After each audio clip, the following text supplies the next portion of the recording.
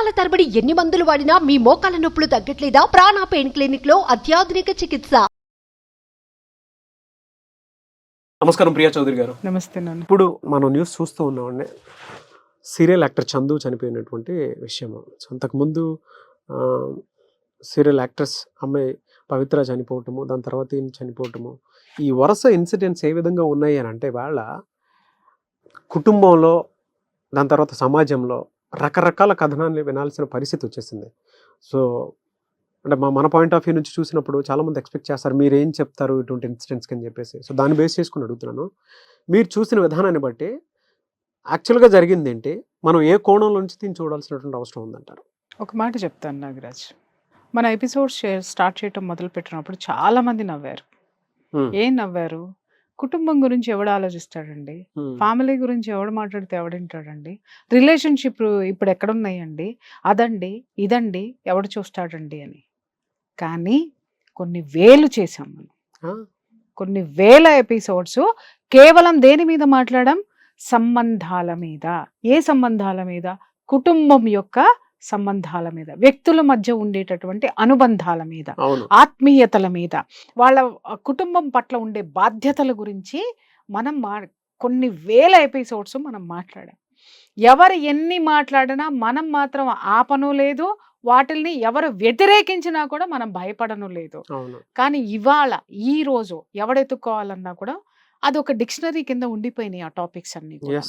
ఇవాళ ఆ తర్వాత కూడా చాలా మంది సైకాలజిస్టులు, సైకియాట్రిస్టులు కూడా కుటుంబ బంధాల గురించి మాట్లాడడం అనేది మనం చాలా మందిని చూసాం. అయ్యో పుట్టుకొచ్చారు, దానికి నేనే లైవ్ ఎగ్జాంపుల్స్ చాలా చెప్పొచ్చు, అంటే ఇది సందర్భం కాదు కానీ చెప్తున్నాను. ఎగ్జాక్ట్లీ. అప్పుడు చూడండి, అంతకు ముందంతా వీళ్ళు ఏం గురించి మాట్లాడేవారు? డిప్రెషన్ల గురించి, మానసిక వ్యాధుల గురించి, మానసిక స్థితుల గురించి మాట్లాడేవాళ్ళు తప్ప అది ఎందుకు వస్తున్నాయి, దేని ద్వారా వస్తున్నాయి, వస్తుంది అనేటటువంటిది రియాలిటీ అప్రోచ్ మనం ఎప్పుడైతే ఆ ట్రీట్మెంట్ ఇచ్చామో దానికి, ఎగ్జాక్ట్లీ అక్కడ నుంచి ఓహో కుటుంబం అంటే ఇది, దీన్ని ఇలా స్ట్రక్చర్ గా చూడాలి, ఒక మదర్ లవ్ ని ఇలా స్ట్రక్చర్ గా చూడాలి, ఒక ఫ్యామిలీని ఇలా స్ట్రక్చర్ గా చూడాలి, and wife and husband relation ఇలా చూడాలి. ఈ వీటిలో తప్పులు ఎక్కడైనా ఉంటే మీరు మైక్రో లెవెల్లోకి వెళ్ళి ఆ మైక్రో లెవెల్ నుంచి లాగే విశ్లేషణ చేసి మరి ఇది అని చెప్పిన తర్వాత మన వీడియోస్ కింద పెట్టినటువంటి వాళ్ళు ప్రియా చౌదరి గారు దీని మీద రియాక్ట్ అయితే బాగుంటుంది అని కింద కామెంట్ బాక్స్ లో పెట్టిన సందర్భాలు కోకొల్లు ఉన్నాయి. సో ఇటువంటి ఇన్సిడెంట్స్ కూడా ఇవాళ దీన్ని ఎలా చూడాలి, తప్పుగా చూడాలా, ఇంకొక రకంగా చూడాలా అనుకునేటువంటి వాళ్ళు చాలా మంది ఉన్నారు. ఒక విషయం నేను చెప్తాను నాగరాజ్ గారు, ఫస్ట్ నేను ఇన్సిడెంట్ జరిగినప్పుడు నేను అసలు పట్టించుకోలేదు, అసలు నేను ఇగ్నోర్. ఎందుకంటే ఎన్నో జరుగుతూ ఉంటాయి, పొద్దున్న లేస్తే యాక్సిడెంట్లు జరుగుతాయి, అవి జరుగుతాయి, ఇది జరుగుతాయి. టీవీ వాళ్ళు కానీ వీళ్ళు కానీ ఇంటర్వ్యూలు వేస్తున్నారు, ఏదో ఒక పర్సన్ అయితే మాత్రం హైలైట్ అవుతున్నాడు, ఏదో జరుగుతున్నాడు, అది కూడా తీసి పక్కన పెట్టు. కానీ సడన్గా ఇవాళ సూసైడ్ అనేటటువంటి ఒక థాట్ ఒక్కసారి మనుషులందరినీ ఒక్కసారి అయోమయానికి గురి చేసింది. ఏ అయోమయానికి గురి చేసింది అని అడుగు. అసలు ఈ పిల్లాడిది అమర ప్రేమ, లేకపోతే వీళ్ళిద్దరి మధ్య ఉన్నటువంటి బాండింగ్ అంత అద్భుతమైన పవిత్రమైనటువంటిదా? ఇలాంటివన్నీ మాట్లాడుకోవాలనా వద్దా? మాట్లాడుకుంటే ఇది సహేతుకమైనది కాదు, మాట్లాడుకోకుండా ఉండాలంటే ఇది ఎలా జరిగింది? ఆవిడ చనిపోవడం ఏంటి, ఆవిడ చనిపోయిందని ఉండలేక ఆత్మహత్య చేసుకోవడం ఏంటి, ఇంత అద్భుతమైన ప్రేమ బంధం ఏంటి అని. ప్రేమ బంధం ఏది కాదు, వాస్తవం చెప్తున్నా, ఉన్మాదం అంటారు దీన్ని, ఉన్మాదము. అతని సిచ్యుయేషను ఒకసారి మీరు గమనించండి, మొదటి నుంచి అదే ప్రవర్తనతోటి ఉన్నాడు అతను. ఎలా? ఈమె ప్రేమను అంగీకరించటం కానీ, ఈమెతోటి పరిచయాలు అవి ఎంత సాఫ్ట్గా ఉన్నాయో బయటికి రాలా. బట్ ఎప్పుడైతే ఈమెతోటి కలిసి జీవించటం అనేది అతను మొదలు పెట్టాడో, ఒక గ్రాటిట్యూడ్ ఉంది అని చెప్పేసి అని మాట్లాడుతున్నారు. అతని గ్రాటిట్యూడ్ ఉంది, ఎందుకంటే అతనికి స్క్రీన్ మీద అద్భుతమైనటువంటి జీవితాన్ని వదిలేసుకుని వచ్చి ఒక పిచ్చి స్క్రీన్ మీద కనిపించాలనేటటువంటి ఒక పిచ్చితోటి అతను వచ్చి అక్కడ కుదేలైపోతే ఈమె ఒక సపోర్ట్ ఇచ్చింది, సపోర్ట్ తోటి నిలబడ్డాడు. ఎంతవరకు ఉండాలి? నిజంగా చెప్తున్నా, పొద్దున్న లేస్తే నీకు కానీ నాకు కానీ మనకంటే పెద్దవాళ్ళు, మనకంటే చిన్నవాళ్ళు, మన ఏజ్తో సమానంగా ఉన్న వాళ్ళు ఎంతమంది ఎన్ని హెల్ప్లు చేస్తున్నారు నాగరాజ్? అవును. ఆ హెల్ప్ చేసినందుకు మనం ఏ కృతజ్ఞతతో ఉంటున్నాం? కృతజ్ఞత ఇచ్చే హెల్ప్ చేసిన వాడితోటి నీకంటే పెద్దవాడైతే ఒక అన్నగానో, నీకంటే చిన్నవాడైతే తమ్ముడుగానో, నీ సబార్డినేట్ అయితే ఒక ఫ్రెండ్ గానో తీసుకుంటున్నావు. ఏదో ఒక రిలేషన్ అక్కడ ఉంటుంది, ఫ్రెండ్ లేదా తోడబుట్టినాళ్ళు లేదా నీకంటే చిన్నవాళ్ళు అయితే నీ స్టూడెంట్ గానో ఉన్నాయి. ఆలోచనలన్నీ ఎలా ఉన్నాయి? పర్ఫెక్ట్ గా ఉన్నాయి. అంటే గ్రాటిట్యూడ్ లెవెల్ ఎంత ఉండాలో అంతే. ఎస్, ఆ గ్రాటిట్యూడ్ లెవెల్ ని నువ్వు దేనితోటి అనుసంధానం చేసుకున్నావు? నీకు ఏ విధంగా హామ్ చెయ్యనటువంటి ఒక రిలేషన్ లోకి తీసుకొని వెళ్ళావు. అర్థమైందా? నువ్వు ఎందుకు అలాగే నీకంటే పెద్దదాన్ని ఇక్కడ ఉన్నా, ఇన్ని సంవత్సరాలు జర్నీ చేసి వచ్చినాం మనము. ఎంతైనా సరే, ఎంత ఇది చేసినా కూడా టక్కమని నువ్వు నన్ను అమ్మ అని ఎందుకు పిలిచినావు? నేనెందుకురా నిన్ను అరే ఊరే నా బిడ్డ అని నేనెందుకు మాట్లాడుతున్నాను? ఈ రిలేషను ఎన్ని సంవత్సరాలైనా ఎవరికి ఫరక్ పడదు, ఏ కుటుంబాన్ని నాశనం చేయదు, ఏ వ్యక్తిగత జీవితాల్ని చిన్నాభిన్నం చేయదు, ఏ వ్యక్తిని కూడా ఇలాంటి ఉన్మాదమైనటువంటి స్థితికి తీసుకువెళ్ళదు. ఉన్మాదం అని నేను ఎందుకు అంటున్నాను అనంటే, నీ వయసు ఏంటి, ఆమె వయసు ఏంటి, వయోభేదాలు కూడా ఇక్కడ పనిచేస్తాయి. ఇతని యొక్క గ్రాటిట్యూడ్ ఎల్లలు దాటిపోయింది. దాన్ని గ్రాటిట్యూడ్ అనాలా లేకపోతే ఇంకేమనాలి? రైట్, ఇతని గ్రాటిట్యూడ్ ఎల్లలు దాటిపోయింది, ఆవిడ పట్ల చూపించాడు. మరి ఆవిడ ఏ గ్రాటిట్యూడ్ తోటి ఇతన్ని ఇన్వైట్ చేసింది జీవితంలోకి? ఇది ఒకటి మనం ఆలోచించాలి కదా. ఆలోచించాలా వద్దా? మనం ఇక్కడ ఒక one side of the coin అందరు చూస్తున్నారు ఏంటి అంటే, అతను గ్రాటిట్యూడ్ తోటి ఉన్నాడండి అని అంటే, గ్రాటిట్యూడ్ అంటే పెళ్ళం పిల్లల్ని వదిలేయాలా అంటే, నీ ఒక్క దీన్ని స్క్రీన్ మీద చూపించుకోవాలి. నీ చిరకాల కోరిక, చిరకాల వాంఛ తీర్చినందుకు నువ్వు నీ కుటుంబాన్ని, నిన్ను కన్నవాళ్ళని, నువ్వు కట్టుకున్న వాళ్ళని కూడా వదిలేసేసి తాత్కాలికమైనటువంటి వచ్చిన ఒక మనిషిని, ఆ మనిషిలోకి అది కూడా ఈడుజోడు కాదు, ఆ సంబంధం రిలేషన్ కూడా కరెక్ట్ రిలేషను కాదు, మీరు అర్థం పర్థం లేనటువంటి రిలేషన్లోకి, ఒక ప్రేమోన్మాదంలోకి వెళ్ళిపోయి మీరు ఒక రిలేషన్ని పెట్టేసేసుకొని మీ హద్దులు దాటేసేసి దాన్ని ప్రపంచానికి ఏం చూపించారు? We are in live in relationship అన్నారు. ప్రపంచం ఎందుకు నోరు మూసుకుంది నాగరాజు? వాళ్ళ చుట్టూ ఉన్న వాళ్ళకి తెలియదా వీళ్ళు చేస్తున్నది తప్పు అన్న సంగతి? ఎందుకు నోరు మూసుకుని కూర్చున్నారు అని అంటే, మా జీవితం మా ఇష్టం అని చెప్పేసి ఒక ఏడుపులు ఏడుస్తున్నారు కదా ఇప్పుడు అందరూ కూడాను. నీ వ్యక్తిగత జీవితంలో ఇప్పుడు నన్ను ఎంత అమ్మ అని పిలిచినా, అరే ఏంట్రా నేను మాట్లాడితే నా ఇష్టం అమ్మా, తర్వాత చూసుకుందాం, నీదేమన్నా ఉంటే మాట్లాడేస్తాం. ఆ స్థితి వచ్చేసింది ఇవాళ.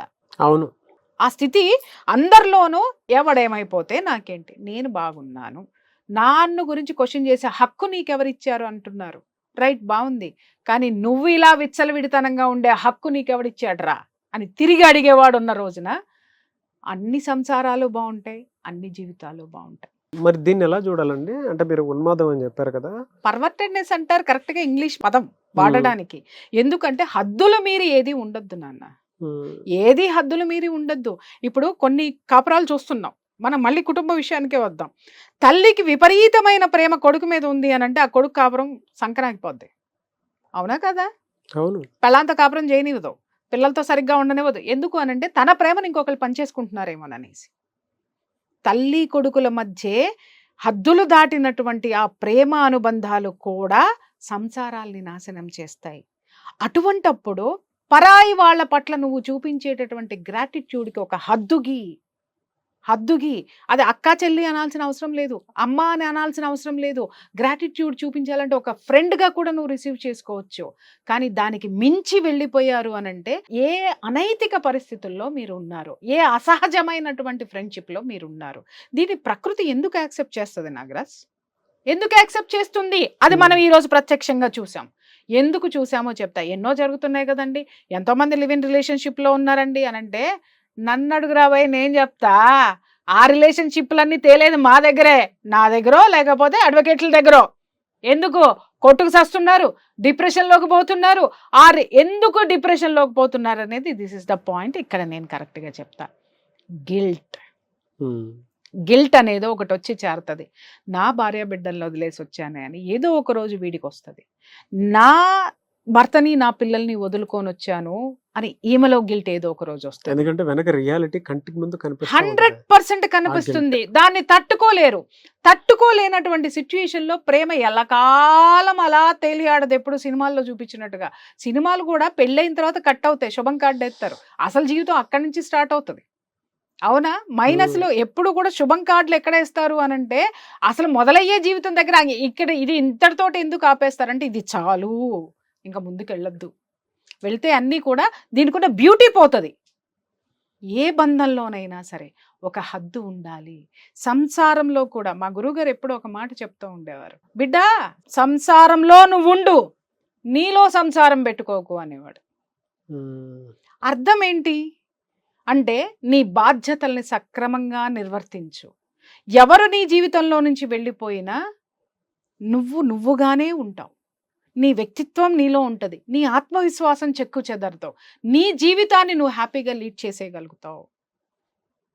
అదే నీలో సంసారం ఉందనుకో, నీ భార్య మాటినట్లేదు, నీ భార్య ఏంటో, నీ తల్లేవో, నీ తల్లి మీద ఎక్కువ ప్రేమ పెంచుకున్నావు, నిన్ను తప్ప నీ తమ్ముడినో చెల్లినో చూస్తుంది, బాధేగా. అలాగే నీ భార్యను ఎక్కువ ప్రేమిస్తున్నావు, నిన్ను తప్ప వాళ్ళ అమ్మ నాన్న ఎక్కువ చూస్తుంది, బాధేగా. నీ పిల్లల్ని బాగా చూస్తున్నావు, వాళ్ళకేం కావాలో నీ నుంచి అన్ని తీసుకున్నారు, కానీ వాళ్ళకి ఏది నచ్చితే అదే చేస్తున్నారు, బాధేగా. నీ బాధ్యతగా తండ్రిగా నువ్వేం చేయాలో అన్నీ ఇవ్వు, తల్లిగా నువ్వేం చేయాలో అది నువ్వు చెయ్యి, అలాగే కొడుకుగా నువ్వేం చేయాలో చెయ్యి, అన్నీ చెయ్యి. వాళ్ళు నీ మాట వినలేదనుకో, నీకు ఒక రియాలిటీ వస్తుంది, వాళ్ళని ఎంతవరకు నువ్వు కరెక్ట్ చెయ్యాలి. ఎప్పుడైతే బంధం నీలో ఉందో నువ్వు కరెక్ట్ చేయలేవు, వాళ్ళని కరెక్ట్ చేయలేవు. ఎందుకంటే ఏమన్నా అనుకుంటారేమో, ఏమన్నా ఫీల్ అవుతారేమో, ఎందుకంటే నీలో అది ఉంది, ఆ సున్నితత్వం ఉంది, ఆ దాని బ్రేక్లు వస్తూ ఉంటాయి అన్నమాట. దాన్ని ముందుకెళ్ళలేవు, జీవితం సజావుగా సాగదు. Be practical. ఇక్కడ ఇతంది నేను దీంతో ఎందుకు పోల్చానంటే, ఇతను అమ్మాయితోటి హద్దులు దాటేసి, సరిహద్దులు దాటేసేసి బంధాలను వదిలేసుకుని వెళ్ళిపోయాడు. వెళ్ళిపోయిన తర్వాత మళ్ళీ తిరిగి ఇంటికి వచ్చిన తర్వాత, ఎప్పుడైనా తిరిగి ఇంటికి వచ్చాడు అని అంటే, అమ్మాయి ఇంటర్వ్యూ చూశాను, రాత్రి 12ంటికి కొట్టడం మొదలు పెడితే 5 వరకు కొట్టేవాడు అని. తనని తాను క్షమించుకోలేనటువంటి తత్వం అది. అండర్స్టాండ్? అక్కడ వదిలేసి రాలేనటువంటి ఇది అంటే అన్ని తనలో పెట్టేసుకున్నాడు. ఆ బంధంలోకి తను వెళ్ళిపోలా, తనలోకి ఆ బంధాన్ని తెచ్చేసుకున్నాడు. అక్కడ వదిలి రాలేడు, ఇక్కడ కలిసి ఉండలేడు. ఈ రెండిటి మధ్య ఉన్నటువంటి సంఘర్షణ అతనికి ఏమనిపించింది అనంటే, విపరీతంగా ఆమె చుట్టూ తన ఆలోచనలు కానీ తన స్థితిని కానీ, అక్కడ ఆమె కూడా ఆలోచించాల్సింది ఏంటంటే, మనిషికి వయోభేదాలను ఎందుకు ఇస్తాడయ్యా, బంధాలని మనం ఎందుకు ఏర్పరచుకున్నామయ్యా, ఒక సమాజాన్ని మనం ఎందుకు సృష్టించుకున్నామయ్యా, అటవిక మనుషుల్లాగా గుడ్డలుడి తీసి తిరుగుదామా, వాళ్ళలాగా మనం బ్రతుకుదామా, ఇంత నాగరికతను ఎందుకు నేర్చుకున్నాం, ఒక సమాజాన్ని ఏర్పరచుకున్నాం, ఒక కుటుంబాన్ని ఏర్పరచుకున్నాం, వైవాహిక బంధాన్ని తెచ్చుకున్నాం, మనకంటూ ఒక కుటుంబాన్ని ఆ సమాజాన్ని ఏర్పరచుకుని దాంట్లో సుఖ సంతోషాలతో ఉండడానికి కొన్ని రూల్స్ అండ్ రెగ్యులేషన్స్ పెట్టుకున్నామా లేదా? ఎప్పుడైనా సరే ఒక చిన్న ఎగ్జాంపుల్, ఇప్పుడు ఎవరైనా పక్కింటి కొత్తాళ్ళు వచ్చారు అనగానే ఇమీడియట్గా ఈ భార్య భర్తను ఏమని పరిచయం చేస్తుంది, మీ అన్నయ్య గారు ఇప్పుడే బయటకు వెళ్ళారండి అని వస్తుంది. కారణం ఏంటి? ఒక బంధం అక్కడ పెట్టేస్తుంది, నీ హద్దు అక్కడ వరకే, రావద్దు నా ఇంట్లోకి వచ్చినా మా జీవితాల్లోకి రావద్దు. ఎలా అండి అంటే, ఇవాళ ఇన్సిడెంట్ చాలా పెద్ద కేస్ స్టడీ. అయ్యో, ఎందుకంటే నా దగ్గరికి వచ్చి ఎన్నో సొల్యూషన్స్ ఇక్కడ ఈ విషయంలో నాకు చెప్పడానికి నా దగ్గర బోల్డన్ని ఉన్నాయి. ఎలా చూడాలి అసలు దీన్ని, ఏ కోణంలోంచి చూసి మనం? ఒకటే చెప్తున్నాను, ఎప్పుడు కూడా నేను ఫస్ట్ స్టార్టింగ్లో ఏం చెప్పాను, ఒక బౌండరీ గీసుకోవాలి మన చుట్టూ, రైట్? ఆ బౌండరీలో నువ్వు మాత్రమే ఉండాలి, ఎవ్వరు రావద్దు. ఎవరికైనా సరే, ఎవరికి వాళ్ళకి నీ తర్వాత బాధ్యతలు ఏమున్నాయో అది నువ్వు చూసుకో. ఇప్పుడు ఒక ఉద్యోగం వచ్చాడను, ఇప్పుడు చాలామంది ఉన్నారయ్యా ఈ ప్రపంచంలో, ఉద్యోగం కోసమో, వ్యాపారం కోసమో, అప్పుల కోసమో, దేనికోసమైనా చేయరాని తప్పులు చేసేవాళ్ళు బోల్డ్ మంది ఉన్నారు. కానీ వాళ్ళు ఆ అవసరం ఏదైతే ఉంటుందో అవసరాన్ని దృష్టిలో పెట్టుకొని మళ్ళీ వెనక్కి వస్తున్నారు. కానీ దానిలో కనుక చిక్కుకుపోయి ఉన్నట్టయితే జీవితాలు ఏమవుతాయి? ఇలాగే తయారవుతాయి. ఇతను మెయిన్ ఇక్కడ చేసినటువంటి పెద్ద పొరపాటు ఏంటో చెప్పమంటారా? గ్రాటిట్యూడ్ చూపించడానికి అతనికి వేరే దారులు కనపడలేదా అంటే లేదు, మానసిక బలహీనత అతనిది. ఏ మానసిక బలహీనత అని మాట్లాడొచ్చు నువ్వు? తనని తాను కంట్రోల్ చేసుకోలేనటువంటి, ఎమోషన్స్ని కంట్రోల్ చేసుకోలేనటువంటి మానసిక బలహీనత. గ్రాటిట్యూడ్ ఎమోషన్ని దాటి అది శారీరక ఎమోషన్లోకి వెళ్ళి, ఆ శారీరక ఎమోషన్ బలపడి యువతల కుటుంబాన్ని తెంచుకొని అక్కడికి వెళ్ళిన తర్వాత అక్కడ నుంచి అతను ఏం చేశాడు అంటే, ఇక్కడ ఉండేటటువంటి అపరాధ భావం అనేటటువంటి ఎమోషన్ నుంచి కూడా అతను బయటికి రాలేకపోయాడే. అందుకే వైఫ్ని కొట్టడం. అర్థమైందా? ఇప్పుడు తన చేసింది తప్పు అని భార్య ఎత్తి చూపిస్తుంది. ఇక్కడ ఆమె రాత్రి నుంచి కొట్టడం మొదలుపెట్టి తెల్లారుజామున వరకు ఆపాడంటే ఇక్కడ ఒక పాయింట్ మనం అర్థం చేసుకోవాలి. ఖచ్చితంగా ఈ అమ్మాయి క్వశ్చన్ చేస్తుంది, అరే నీకు బాధ్యత లేదా, కూతుర్ని పెట్టుకున్నావు, అలా ఉండొద్దు, పరువు పోతుంది, దానికి పెద్దదవుతుంది, కాస్త వయసు వస్తుంది, అలాగే నేను నీ భార్యని, నేను ఇక్కడ ఒంటరిగా ఎలా ఉంటారు, ఏదో ఒక టాపిక్ ఆ అమ్మాయి గుర్తు చేస్తూ ఉంటే దాన్ని అతను తట్టుకోలేనటువంటి సిచ్యువేషను. ఇక్కడ అది ఉన్మాదంలోకి తీసింది. ఇక్కడ గ్రాటిట్యూడ్ ఉన్మాదంలోకి వెళ్ళి ఇవాళ పబ్లిక్గా ఆమంటే నాకు ఇష్టం, ఆమంటే నాకు ప్రేమ, నేను ఎంతో ప్రేమిస్తున్నాను, ఆమె చాలా ఇది అని పబ్లిక్కి చెప్పేస్తే పబ్లిక్ రెస్పాండ్ కాదమ్మా? డెఫినెట్గా ఖచ్చితంగా రెస్పాండ్ అవుతుంది. నీ జీవితం నీ ఇష్టము అనంటే ఈ రోజు నువ్వే టాపిక్ అయ్యావుగా జనాలందరికీ. అది ఎవరిచ్చారు అధికారము? నువ్వివ్వలేదా? ఎందుకు ఇచ్చావు? ప్రతి విషయంలోనూ నువ్వు హద్దులు దాటావు కాబట్టి ఆ దాటినటువంటి హద్దులు చివరికి నిన్నే బలి తీసుకున్నాయి అనేటటువంటి వాస్తవాన్ని ఈరోజు అతన్ని గమనించే తీరాలి. అతను లేడు కాబట్టి ఎలా గమనిస్తాడు అని అనుకోకండి. అలాంటి వేలో ఉన్న చాలా మంది తమని తాను ప్రశ్నించుకోవాల్సినటువంటి అవసరం ఉంది. ఇది ప్రతి ఒక్కరికి పెద్ద క్వశ్చన్ మార్క్. చాలా మంది మాట్లాడతారు. ఇక్కడ నేను ఒక విషయం నేను చెప్తా, బయటికి చాలా మంది మాట్లాడతారు, వీడియోల్లో కూడా చాలా మంది మాట్లాడతారు, కానీ ఒక్కటే మాట, ఎట్లా అయినా బ్రతుకుతాం, మాకు ఇది లేదా, మాకు అది లేదా, ఏదేదో క్వశ్చన్లు వేస్తూ ఉంటారు. సమాజానికి మేమెందుకు చూడాలి, మేమెందుకు పట్టించుకోవాలి, మేమెందుకు చెయ్యాలి అని మాట్లాడతారు. కానీ తిరిగి తిరిగి తిరిగి మళ్ళీ వీళ్ళు ఈ సమాజానికి సమాధానం చెప్పలేకే వాళ్ళ జీవితాలను అంతం చేసుకున్నటువంటి జీవితాలు కోకొల్లలు నాకు తెలుసు, మనందరికీ తెలుసు. వీళ్ళు సమాజంలో తల ఎత్తుకోలేక తిరిగి ఆ సమాజంలో ఉన్నటువంటి వాళ్ళ యొక్క ప్రపంచంలోకి రాలేక, వాళ్ళ ప్రపంచం ఎక్కడుంది? సమాజంతో అనుసంధానమై ఉంది. క్వశ్చన్కి ఆన్సర్ ఇవ్వలేక ఈరోజు అతను సూసైడ్ ఎందుకు చేసుకున్నాడు చెప్పండి? ఆ అమ్మాయి చనిపోయిందని చేసుకోలేదండి, అతను డిక్లేర్ చేశాడు. ఆ ప్రేమావేశంలో ఆ మోహావేశాన్ని మొత్తాన్ని మీడియా ముందు వెళ్ళగక్కేశాడు. ఎస్ షీఈ్ మై లైఫ్ అని చెప్పేసాను, నేను ఆమంటే చాలా ఇష్టం అని చెప్పేసాను. అతనిలో ఉన్నదంతా బయటికి కక్కేశాడు. అది చరిత్రలో నిలిచిపోతుంది. ఇప్పుడు మళ్ళీ వెనక్కి వెళ్ళాలి. రీల్ వెనక్కి తిప్పండి.